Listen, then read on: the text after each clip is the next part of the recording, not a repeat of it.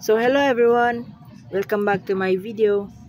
In this video, we're going to learn about the chapter 2 of the research paper.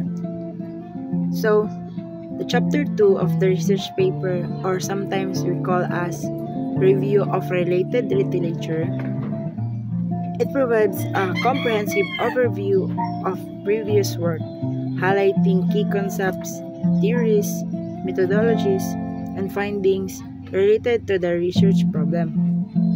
This chapter demonstrates the researcher's understanding of the current state of knowledge in the field and establishes the context for the current study.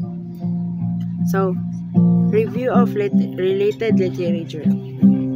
This section examines existing theoretical framework, concepts, and relevant definitions from books, journals, and other scholarly sources.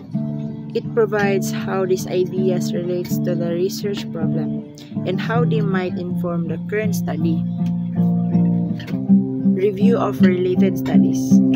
This section focuses on previous research studies, including both published and unpublished theses and dissertations that have investigated similar topics or used similar methodologies. The researchers analyzes the findings, methodologies, and conclusions of these studies, highlighting their strengths and weaknesses. Synthesis.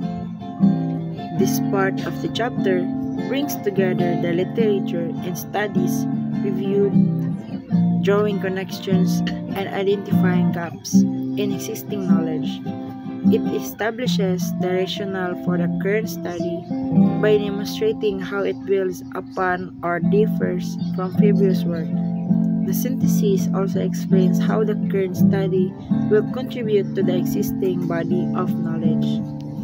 So, that's all for this video. I hope that you learned. Goodbye!